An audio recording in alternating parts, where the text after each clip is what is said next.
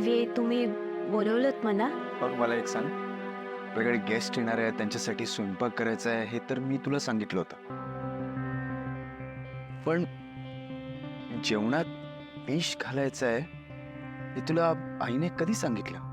आणि मुळात तू खरोखर विष घालवलं होतंस का?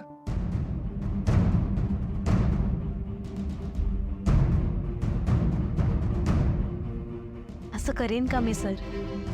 ती फक्त आयडियावरती जोर वळकायची. अगं ए पारू, अगं आधी मला तरी सांगायचं ना, मी जेवून घेतलं असतं. मी जेवले नाहीये तुझ्या या भीतीमुळे जेवले नाहीये मी. एक मिनिट दामिनी काकू, पण पारू, तरी मला एक कळत नाहीये की आई जेव्हा म्हणाली की पारू सगळं तयार आहे ना, तेव्हा तू हो का म्हणालीस तिला?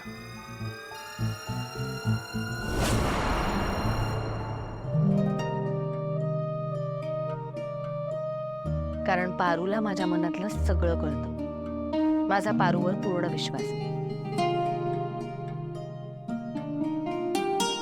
आणि पुढे जे काय झालं ते तुम्ही सगळ्यांनी बघितलंच आहे. पारू, पुन्हा एकदा तू किर्लोस्करांसाठी धावून आलीस. देवी आई, जिकडं नाळ मनानं जुळलेली असते तिकडं कुणाला काय बी सांगायची गरज लागत नाही. आणि हे समजा मी आपल्या घरासाठी केलं आहे. गावाकडं ना माझी एक मैत्रीण होती, तिच्यासोबत बी माझं असंच जुळायचं. पारू, मला पण बनवशील का ग तुझी मैत्रीण?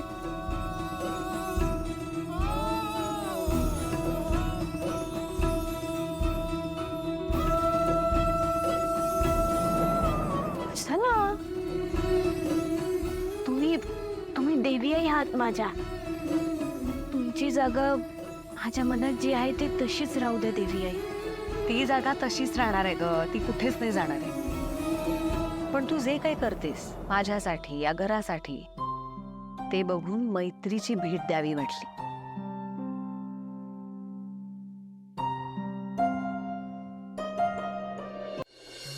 देवी आई, माफ करा, पण भेट म्हणून मी तुमच्याकडे दुसरं काहीतरी मागितलं तर द्याल का? ए पारू, आता काय मागायचंय ग? हा, तुला ना एखादा महागडा दागिना मागायचा असेल किंवा तुला तुझा तो बोनस हवा असेल, हो ना? प्रीतम सर, आज काय वाटेल ते झालं तरी आपल्याला परवानगी मिळायलाच पाहिजे. सिक्युरिटी बघ, ऑलरेडी लोक थांबली आहेत. मला नाही वाटत आज आपलं काम होईल. चला. एक्सक्यूज मी, ऐका ना, ह्यांच्यानंतर आम्ही पण जाऊ का? आमचं पण काम आहे. कुणाला? मंत्री साहेबांना भेटायचंय? हो.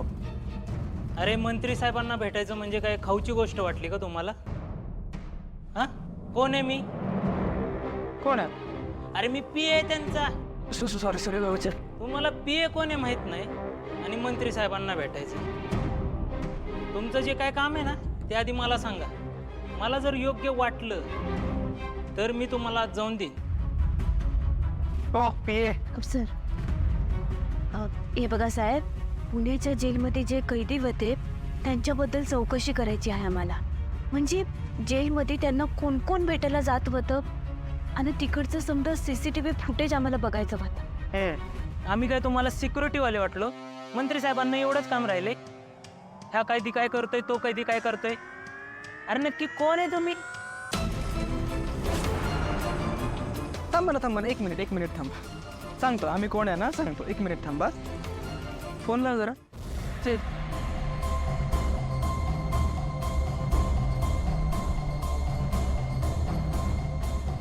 बोल पारू.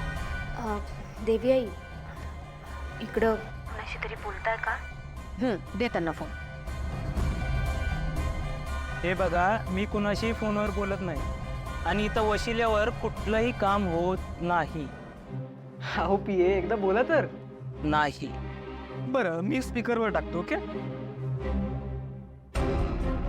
नमस्कार, मी अहिल्यादेवी किर्लोस्कर बोलते. सर, नमस्कार मॅडम. नमस्कार. ही मुलगी जी तुमच्या समोर उभी आहे पारू, तिला योग्य ते सगळं सहकार्य करा. हो मॅडम, शुअर शुअर. थँक्यू. अहो पहिल्यांदा सांगायचं ना किर्लोस्करांच्या इथून आलोय ते. तुम्ही बसा, मी आतमध्ये बोलवतो तुम्हाला. हा ओ पिये इथे अहो आता काय राहिलं? हे राहिलं. हा हे घे, बस. नाही नको, राहू द्या.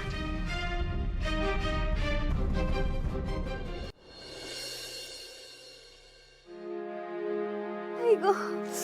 आ!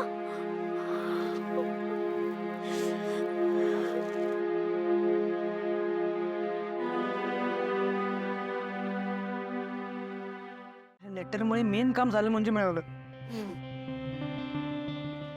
बरं आपण निघूया.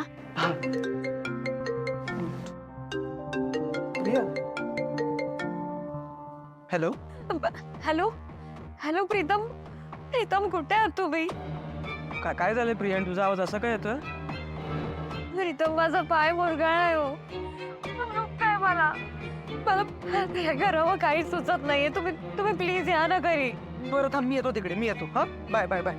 पारू, हे आज नाही करता येणार. प्रिया पडली आहे घरात, मला तिथे जायला पाहिजे. आपण उद्या करूया प्लीज. सर ऐका, हे बघा, तुम्ही नका काळजी करू. तुम्ही एक काम करा, तुम्ही घरी जा. मी जेलमध्ये जाते माझी. कारण अनुष्का मॅडमवर आपल्याला विश्वास ठेवता येणार नाही. त्यांना जरा तरी भनक लागली ना की आपण त्यांच्या विरोधात पुरावे गोळा करतोय, तर त्या आपल्या वाटेत वाटेल ते अडथळे निर्माण करू शकतात. त्यामुळं मला असं वाटतं की तुम्ही घरी जा, मी जाऊन येते जेलमध्ये. बरं सांभाळू ना, जे काय करशील ते सांभाळू. ओके बाय, मी येतो.